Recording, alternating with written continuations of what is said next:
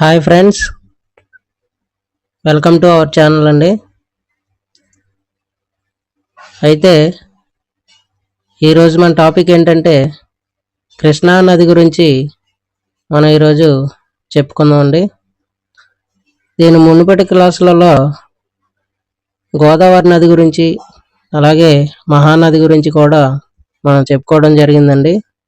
ఈరోజు మన క్లాసులో కృష్ణా నది గురించి ఈరోజు చెప్పుకుందాం.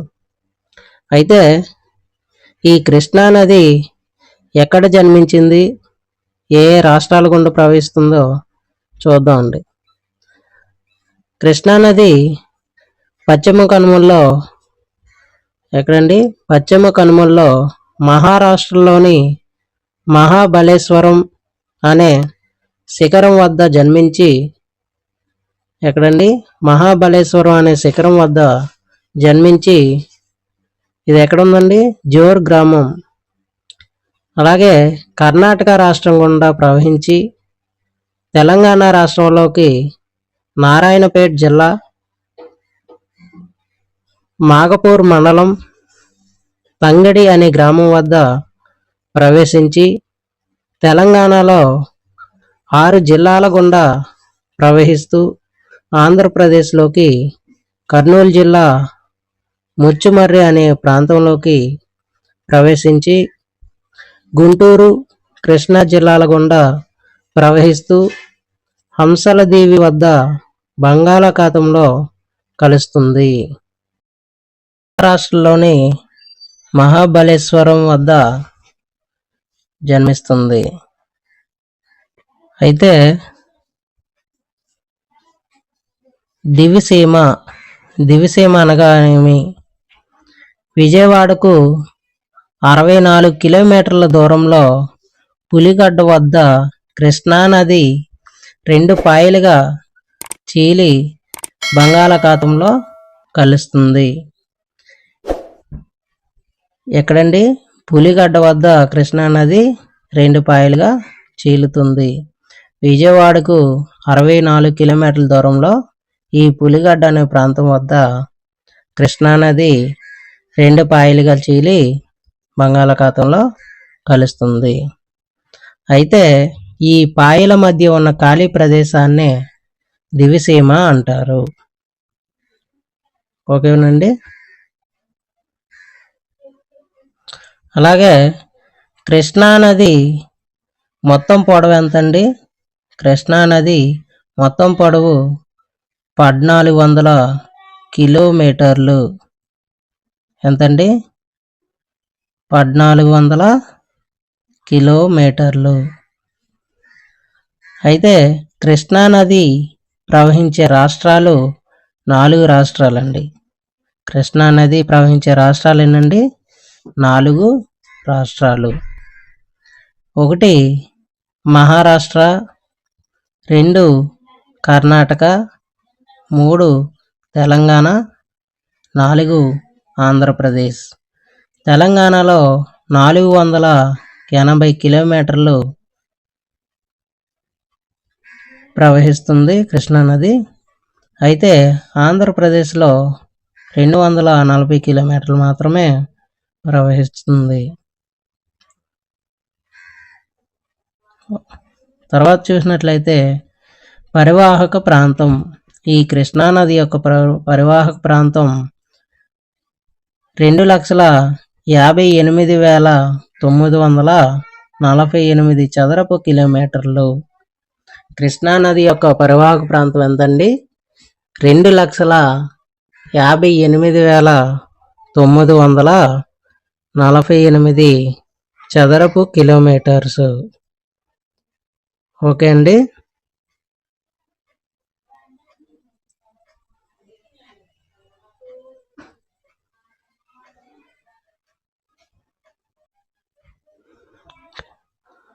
తర్వాత చూసినట్లయితే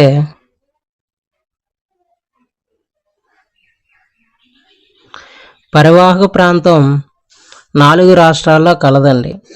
ఈ పరివాహక ప్రాంతం ఎన్ని రాష్ట్రాల్లో కలదండి? 4 రాష్ట్రాల్లో ఈ పరివాహక ప్రాంతం అనేది మనకు కనిపిస్తుంది.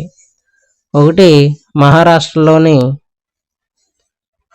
2 కర్ణాటకలో ఎక్కువగా పరివాహక ప్రాంతం కలిగిన రాష్ట్రం ఏదండి? కర్ణాటక.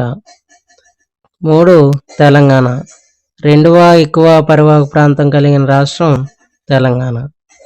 4 వచ్చి ఆంధ్రప్రదేశ్.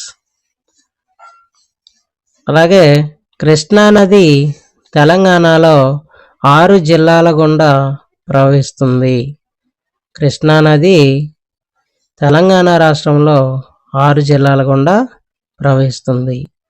1 నారాయణపేట, 2 జోగులాంబ, 3 వనపర్తి, 4 నాగర్ కర్నూల్, 5 వచ్చి నల్గొండ, 6 సూర్యాపేట.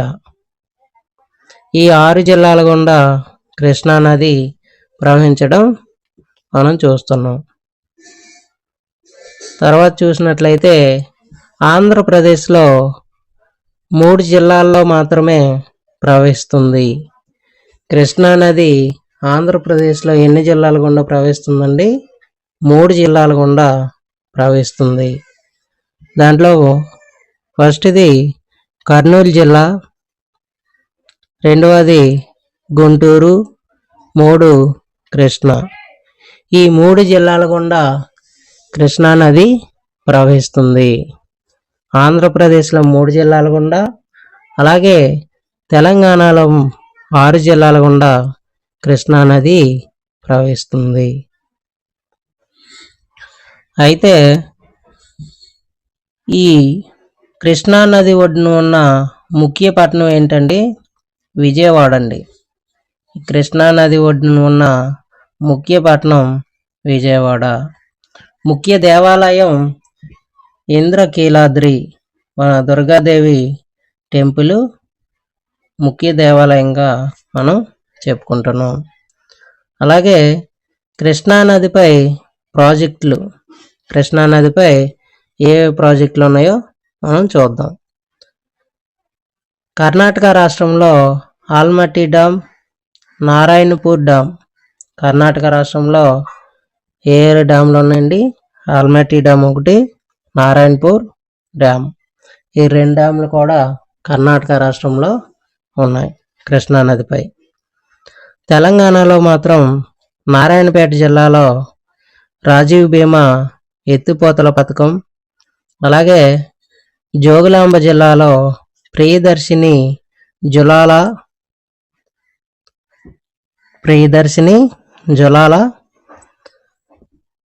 తర్వాత జవహర్ నెట్టేపాడు.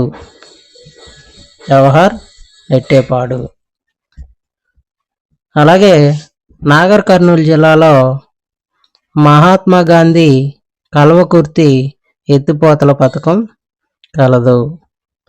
ఎక్కడండి? నాగర్ కర్నూలు జిల్లాలో మహాత్మా గాంధీ కల్వకుర్తి ఎత్తిపోతల పథకం కలదు. నల్గొండ జిల్లాలో నాగార్జున సాగర్ ప్రాజెక్ట్. నల్గొండ జిల్లాలో ఏముందండి? నాగార్జున సాగర్ ప్రాజెక్ట్. తెలంగాణ రాష్ట్రాల్లో ఈ 4 జిల్లాల్లో మనం ప్రాజెక్టులు చూస్తున్నాం. అయితే ఆంధ్రప్రదేశ్లో ఏమేమి ప్రాజెక్టులు ఉన్నాయో చూద్దాం. ఆంధ్రప్రదేశ్లో మాత్రం కర్నూలులో శ్రీశైలం ప్రాజెక్ట్, దీన్నే నీలం సంజీవ్ రెడ్డి ప్రాజెక్ట్ అని కూడా పిలుస్తారు. అయితే గుంటూరులోని పులిచింతల ప్రాజెక్ట్. గుంటూరులో ఏ ప్రాజెక్ట్ అండి? పులిచింతల ప్రాజెక్ట్, కేఎల్ రావు ప్రాజెక్ట్. దీన్ని కేఎల్ రావు ప్రాజెక్ట్ అని కూడా పిలుస్తారు. కృష్ణా జిల్లాలో మాత్రం ప్రకాశం బ్యారేజ్. ఈ ఆంధ్రప్రదేశ్లోని కృష్ణా నదిపై ఉన్న ప్రాజెక్టులు. అయితే నాగార్జున సాగర్ ప్రాజెక్టు గురించి మనం కొన్ని విషయాలు తెలుసుకుందాం. దీన్ని కృష్ణా నదిపై నల్గొండ జిల్లాలో నందికొండ అనే గ్రామం వద్ద మొదట నిర్మించడం వలన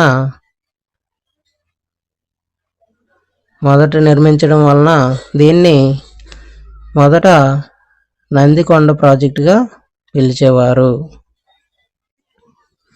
నాగార్జున సాగర్ ప్రాజెక్ట్ ఎక్కడ ఉందండి? నల్గొండ జిల్లాలో నందికొండ అనే గ్రామం వద్ద మొదటగా నిర్మించడం జరిగింది. దీన్ని నందికొండ ప్రాజెక్ట్ అని పిలిచేవారు. అయితే దీన్ని 1955 డిసెంబర్ 10న పండిట్ జవహర్లాల్ నెహ్రూ శంకుస్థాపన చేశారు. ఎవరండి? జవహర్లాల్ నెహ్రూ గారు దీన్ని 1955 డిసెంబర్ 10వ తేదీన శంకుస్థాపన చేయడం జరిగింది. ఎప్పుడండి? ఫస్ట్ ప్రణాళిక కాలంలో ఇది శంకుస్థాపన జరిగింది. అయితే ఇది 1967 ఆగస్టు 4న పూర్తయిందండి. ఈ ప్రాజెక్ట్ ఎప్పుడు పూర్తయిందండి? ఈ ప్రాజెక్ట్ ఎప్పుడు పూర్తయిందండి? 1967 ఆగస్టు 4న పూర్తయింది. ఎప్పుడండి? వార్షిక ప్రణాళిక కాలంలో. అయితే దీన్ని క్వాస్వా కమిటీ సిఫారసు మేరకు నిర్మించారండి. ఏ కమిటీ అండి? క్వాస్వా కమిటీ సిఫారసు మేరకు నిర్మించడం జరిగింది. ఈ ప్రాజెక్టు యొక్క నిర్మాణ ఇంజనీర్ పేరేంటండి? కేఎల్ రావు. ఈ ప్రాజెక్టు యొక్క నిర్మాణ ఇంజనీరు కేఎల్ రావు. నిర్మాణ ప్రాజెక్టు యొక్క తొలి చీఫ్ ఇంజనీర్ ఎవరండి? మీర్ జాఫర్ ఆలీ. తొలి చీఫ్ ఇంజనీరు మీర్ జాఫర్ ఆలీ, నిర్మాణ ఇంజనీరు కేఎల్ రావు. ఓకే అండి. గమనిక ఏంటంటే ఇది ప్రపంచంలోనే అతి ఎత్తైన రాతి ఆనకట్ట.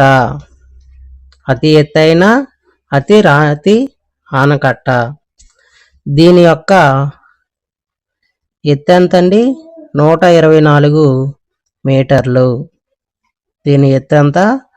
124 మీటర్లు.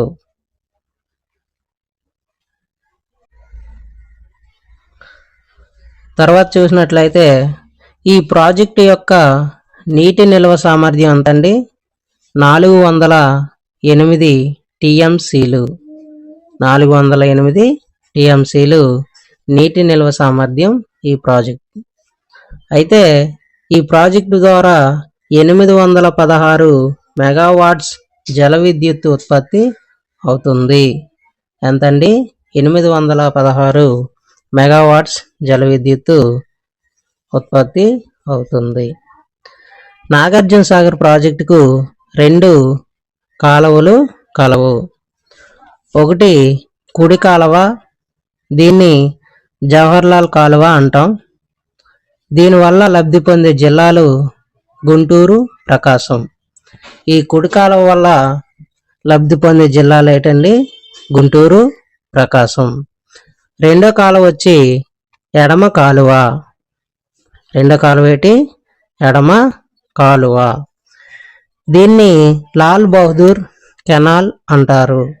ఈ కాలువను ఏమంటారండి? లాల్ బహదూర్ కెనాల్ అంటారు. అయితే లబ్ధి పొందే జిల్లాలు ఏంటండి? ఈ కాలువ వల్ల లబ్ధి పొందే జిల్లాలు కృష్ణా జిల్లా, నల్గొండ, సూర్యాపేట, ఖమ్మం.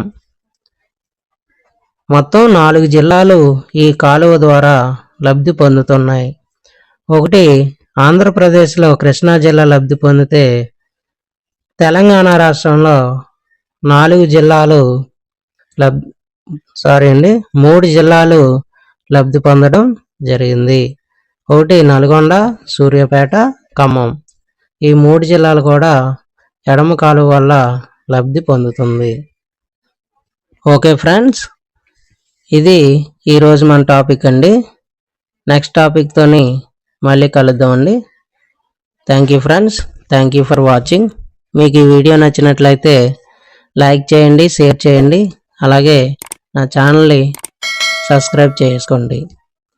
సబ్స్క్రైబ్ చేసిన వెంటనే పక్కనే ఉన్న బెల్ సింబల్ నొక్కినట్లయితే నేను వీడియోలు అప్లోడ్ చేసిన వెంటనే మీకు నోటిఫికేషన్ రూపంలో రావడం జరుగుతుంది. Okay friends, thank you.